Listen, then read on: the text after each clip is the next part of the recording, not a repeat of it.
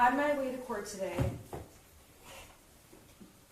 I blasted Taylor Swift to warm up my voice and calm my nerves. And there was a line in one of her songs that summarized what this case is about. Band-Aids don't stop bullet holes. And that's what this case is about. It's about the prosecution attempting to put a Band-Aid on problems that can't be fixed with a Band-Aid. The prosecution has charged Jennifer Crumbley with involuntary manslaughter in an effort to make the community feel better, in an effort to make people feel like someone is being held responsible, in an effort to send a message to gun owners, and none of those problems will be solved by charging Jennifer Crumbley with involuntary manslaughter. It's the same effect as when your child comes to you with a boo-boo and you give them a Band-Aid that they put on that doesn't take away the pain and can't undo what's happened to them. And in this case, a Band-Aid will never bring back the lives that were lost by Hannah, Justin, Tate, and Madison Baldwin. And the evidence in this case is absolutely horrific. Much of the evidence is going to make you sick and disgusted and scare you, traumatize you, and quite frankly, there's no reason the evidence needs to be shown. Mrs. Crumbley, myself, everyone in this courtroom agrees that on November 30th, 2021, the worst possible thing happened when Ethan Crumbley used a gun and terrorized the Oxford High School. So as you are watching the evidence, I ask you to keep in mind that much of what the prosecution is going to show you is going to alarm you and disgust you and be horrifically sad and tragic. But that evidence is about about the shooter. And in this case, we have agreed to call Jennifer Crumbley's son the shooter because he is the shooter, and he is the one, as you will see from the evidence, who was responsible for the tragedy that unfolded on November 30th of 2021. Prior to November 30th, Jennifer Crumbley was the mother to a 15-year-old son, and she did not have it on her radar in any way that there was any mental disturbance, that her son would ever take a gun into a school, that her son would ever shoot people. The evidence at trial is going to show you that Jennifer Crumbley did the best she could as a mother to a child who grew up into a teenager and had no way to know what was going to happen. Jennifer Crumbley raised a son that she took to soccer practice, basketball, bowling. She's the kind of mother who, when a mole on his back changed color, a 1 millimeter mole, she took him to urgent care. She's the kind of mother who's texting her husband, who is at home, working from home, "Where is Ethan? Where is Ethan? Where is Ethan?" at 3:14 in the afternoon, getting texts back saying, "Ethan gets home at 3:16, what's your problem?" And she keeps texting, "Where is he? Where is he?" You will see that if anything, Jennifer Crumbley was a hypervigilant mother who cared more about her son than anything in the world. Jennifer Crumbley is not a perfect parent, and we don't claim that she is. But what the evidence is going to show in this case is that the prosecution has very selectively pulled out slivers of evidence from a forest of trees to try to convince you that there was something wrong with Ethan, and Jennifer Crumbley, as his mom, should have known. And at the end of the day, these slivers of evidence that are going to be presented to you will have no context and no explanation, and the defense will agree that on their face it looks bad. But like any of you who look back at text messages sent a year ago, they may look bad without context and explanation. And so we would ask that you reserve any judgment on these slivers of evidence until the defense presents evidence itself, and we will be presenting evidence in this case, to show the context and what was truly happening on these days that the prosecution is going to try to make you believe something more was happening. By way of example, the prosecution has one day where they claim Ethan needed help and Jennifer Crumbley was out with her horse. James Crumbley was with her at the barn. They had just gotten a new horse.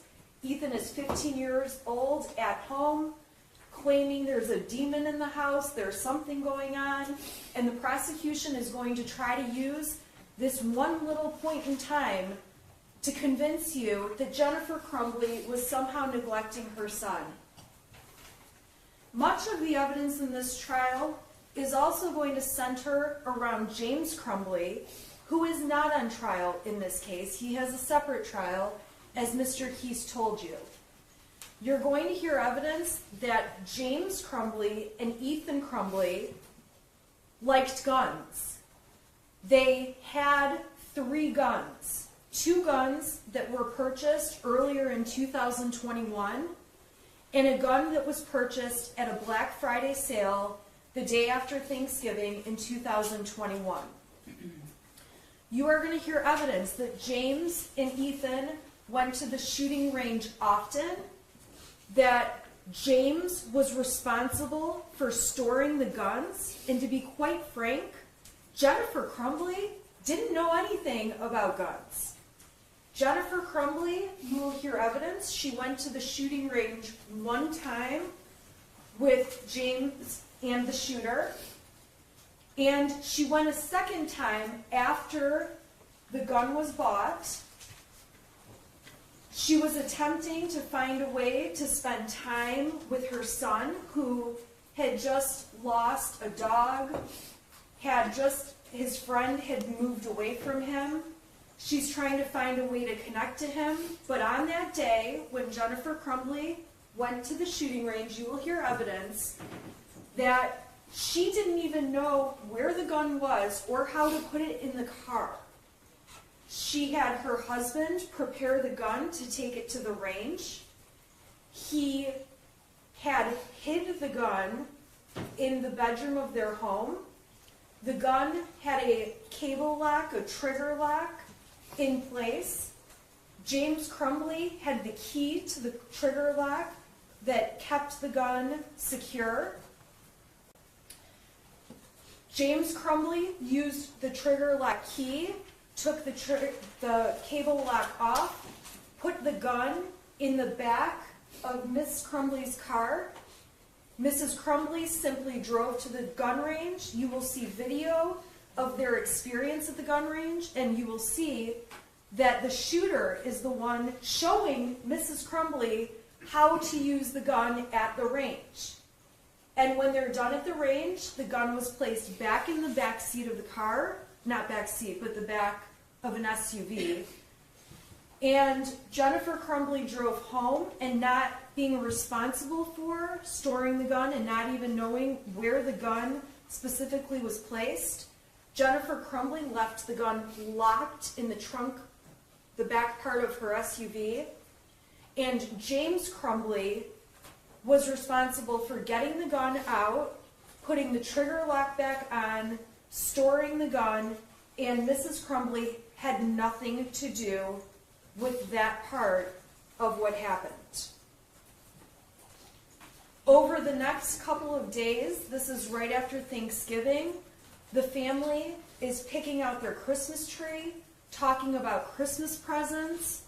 There was certainly some sadness in the shooter's life, but nothing that would have amounted to any reason to believe he's going to shoot people or commit a school shooting.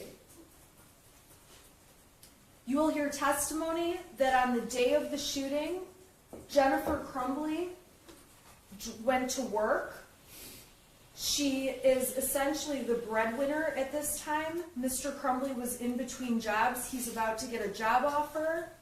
Mrs. Crumbley is trying to keep the household finances up. She's at work, and she finds out through an email and text message that her son has drawn this alarming drawing the prosecution put on the screen. Jennifer freaks out when she sees the drawing. You will see the text messages that show she's urgently texting her husband, emergency, call me now, and she races out of work and goes to the school. Upon arriving at the school, she meets with Sean Hopkins, the school counselor. She meets with Nick Ejak, the school principal, and she meets with James Crumbley and the shooter. And they are all in a room together where the shooter explains why he has put together this drawing and what the drawing means. The family and the school talk about how a counselor would be a good idea for the shooter to get into some kind of counseling. The meeting is not nearly as severe as Mrs. Crumbley was initially expecting. Trained professionals at the school who evaluate children represent that the shooter is of no risk to anyone, and they allow him to stay in school. The testimony will show this is not a situation where Jennifer Crumbley refused to take her child from the school. She was provided the option of take him home or leave him here. The shooter struggled when they had online school during COVID. It caused him great anxiety to miss school, and he wanted to stay that day. The school was fine with it. Mrs. Crumbley did leave the school and left the shooter at the school, not knowing he was going to become the shooter within the next few hours. Jennifer Crumbley, the evidence is going to show you, returns to work, and suddenly there is news that there's an open shooter at Oxford. Jennifer Crumbley, it's not even on her radar that her son would be the one with the gun doing anything. Her immediate concern is that her son may be hurt. As she is driving to the school as fast as she can, she has conversations with her husband and becomes aware that the gun at their house is missing. And in Jennifer Crumbley's mind, and you will hear evidence of this, she believes that perhaps her son has done something stupid, like taken the gun and shot it in the air or done something. She knows he's still alive and believes that it's going to be okay. Whatever's happened, they can cross that bridge. A little bit later, there's more conversations, and Mrs. Crumbley becomes concerned that the shooter is actually attempting suicide, and Jennifer Crumbley texts her son, "Ethan, don't do it." It still has not crossed her mind that he would ever shoot another person. Ultimately, Jennifer and James Crumbley are called to the substation where they learn that their son has become a school shooter and has shot people, and that there are fatalities. Jennifer Crumbley will tell you she still could not believe that was true and went into a complete state of shock and despair and stress and not knowing realizing her life and everyone's life was going to change. And her initial comments are about how could her son have ruined so many lives that day. Jennifer Crumbley sees her son at the substation, and for the first time, when he looks at her, his eyes looked black. And it was a son she did not recognize. Jennifer Crumbley and James Crumbley go back to their house where law enforcement execute a search warrant. Law enforcement takes their cell phones, which the Crumbleys handed over. The Crumbleys have to go and buy burner phones or track phones so they have something to use to be in touch. They begin to realize that there are death threats around their house. People are planning riots around their house, and they cannot be in their home. Jennifer Crumbley and James Crumbley drive to a hotel where they spend the night.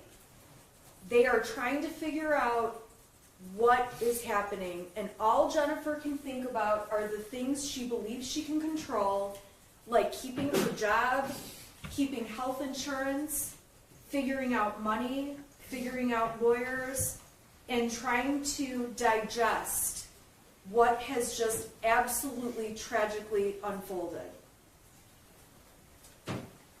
In the days following the event, while the prosecution says the evidence will show Jennifer Crumbley is lying, Jennifer Crumbley is truthfully telling the world she had no idea, and finding out that she is about to be charged in this Band-Aid effort by the prosecution with involuntary manslaughter. Jennifer and James Crumbley go to the bank. They're advised by friends and family, and you will hear testimony that their money could all be taken out of their accounts, and they know they need money to be able to live and hire lawyers and figure out what to do. They withdraw all of the money from their bank account.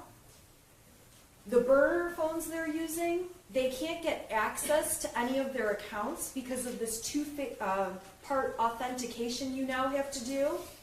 So they go to the Metro PCS store where they buy new telephones that they can actually use to access their social media, their accounts, their contacts, and they end up with multiple cell phones. After that, they work to find lawyers. They don't know what to do. They don't understand what they're being charged with.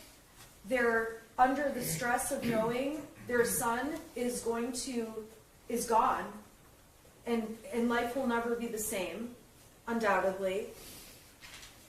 And on Friday, December 3rd, the Crumbleys find out when a press conference is held that they are being charged with 4 counts of involuntary manslaughter.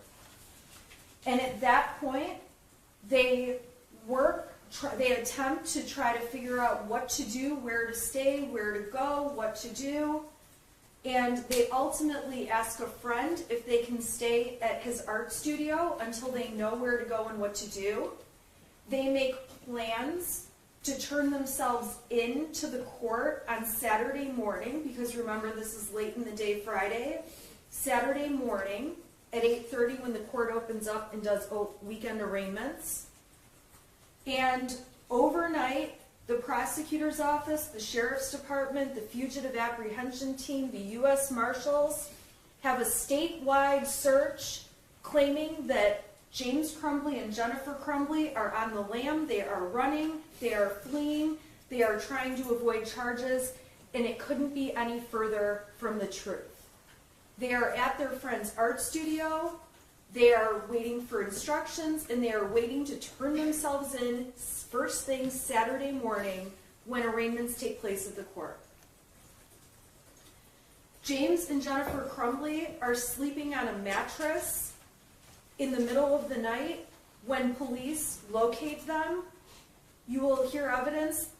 They're not really hiding. They're standing outside their car, their vehicle, smoking cigarettes. They're standing outside their car, talking on the telephone. They're communicating with various people they know. There's absolutely no evidence to suggest that they're fleeing. You will see body camera footage where when police come into the art studio to find them dead asleep on this mattress, they are cooperative, they are taken into custody, and they are arrested. The prosecution has grossly misconstrued facts in this case, and I ask that you wait to make any judgment until all of the evidence has been presented and you have seen every detail of it, including Jennifer Crumbley's testimony, and she is going to take the stand and tell you about her life with her son, about the day he became the shooter, and about the day he did something she could have never anticipated or fathomed or predicted. She will tell you that when she saw the materials in this case, she learned that her son had not been her son for months, that he had been manipulating her, that he had been hiding things from her, that he had been sending text messages, alarming text messages, to other people. You will hear that the school never advised Mrs. Crumbley of problematic issues that if she had heard about, she would have jumped right on top of it. Despite the fact, the evidence will show that Mrs. Crumbley is on power schools, managing missing assignments by her son in his grades. The school never told her about times the shooter was trying to sleep in class, about a test he had failed, about the shooter being called to the office. She was never informed. You will hear testimony. She was never informed that the shooter wrote an autobiographical get-to-know-you poster where he says he feels terrible and his family's a mistake. The school never notified Mrs. Crumbley of this. You will hear testimony that the school never notified Mrs. Crumbley that the shooter was having a, quote, rough time when he spoke to the school counselor. You will hear testimony that the school never notified Ms. Crumbley that previous work found in the shooter's files showed that it leaned a little bit towards the violent side. You will hear testimony that the school never told Mrs. Crumbley about an index card the shooter wrote in class that had odd responses with a drawing of a loaded gun magazine and a person holding it out. You will hear that Mrs. Crumbley was never told much of the information the school had. And so when the prosecution is urging you not to assign fault to anyone else, at the end of the day, we ask that you pay attention to the evidence that Mrs. Crumbley knew. And quite frankly, when you evaluate that evidence and know what she knew and what she didn't know, and learn the context behind the slivers of evidence this prosecution's presenting, you will see that this was absolutely not foreseeable, this was absolutely not expected, and I am going to ask that you find Jennifer Crumbley not guilty of involuntary manslaughter.